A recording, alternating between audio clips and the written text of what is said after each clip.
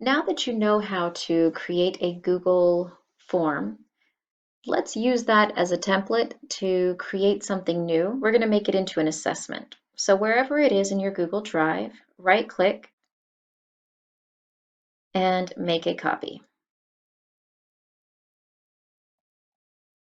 It helps if you start by renaming it so that you can keep them straight. So copy of. So we could title this one Assessment Sample.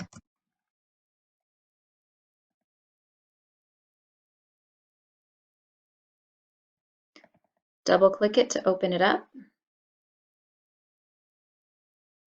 And you can actually close the other form you were working on, so you make sure you keep them separate.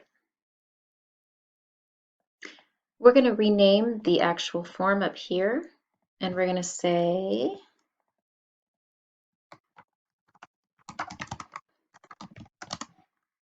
all right, so assessment sample, Google Forms training session. All right, this one's going to be a quiz. So first thing we've got to do is we come up here to settings. You've got a whole bunch of different options in your settings. You could have people send response receipts where it would let students have a copy of whatever it is that they're sending in. If you have open-ended questions or essays and you want the student to have a record of it, then feel free to hit always. If not, if you're afraid that there might be cheating, then you could simply say no, or students could request it if they would like. If students are using the Google login, if they're using NEISD devices, this really helps. If everyone's taking them on an iPad though, then the login, log out can be a really big pain. And so you might want to not use the limit to one response if you're using a common device such as an iPad.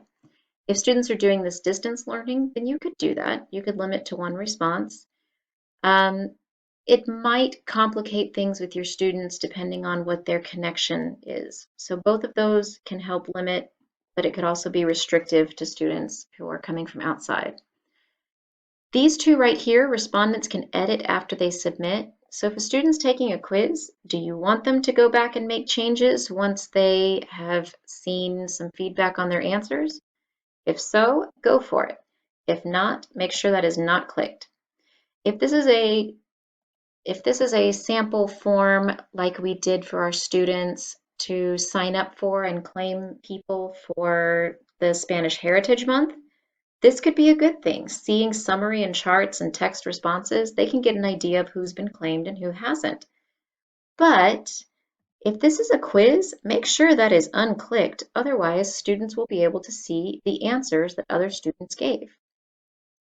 All right, here we are. We're going to click over here for presentation. Show progress bar allows students to see how far they've gone and how much longer they have in this test.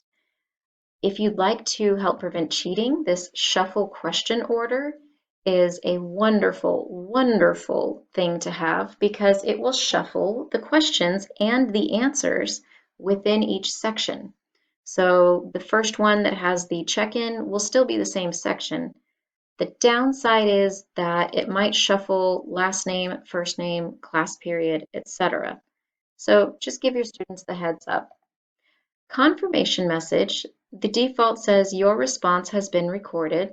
In my case, I would like for a custom message. I'd like the students to click the link and check out their score and even to give feedback and try it again if they would like. On those just general statements, you could click Save, but I'm going to go one step further and make it a quiz. All you have to do is toggle this button right here. If it's in a Chromebook, if you have a classroom of Chromebooks, this is ideal. It keeps other apps from being able to function. But if anybody tries to use any other device, it will not let them. And so it could be wonderful. It could also be greatly restrictive to your students if they have different devices that they're trying to take this with. Release grade. If you want them to have immediate feedback, say it's a multiple choice or matching test or quiz, This would give them the opportunity to see exactly how they did immediately after. If they've got writing prompts, it would be later after a manual review. So just keep that in mind. Immediately after each submission is ideal because students who need the modification of retake, retest get an immediate retake, retest after feedback. Respondents can see. Whenever I do a quiz, I do missed questions so they can see which ones they missed, but I'm not giving them correct answers. If you do true, false, please note, if they can see the missed questions, then they're going to be able to figure out the answers. So we want missed questions. Correct answers, we do not want to see if we want them to retake it again. Point values. If some questions are worth more than others, it really helps the students to understand exactly how they got their grade. Click Save. And then since this looks exactly like the other form that we did, let's go ahead and change this. At the very least, let's choose a different image. And we are going to choose, since this is like basketball, shooting them, we're going to try multiple times. I want them to have something inspirational. And it clearly makes it different from the others with that simple picture and the color change.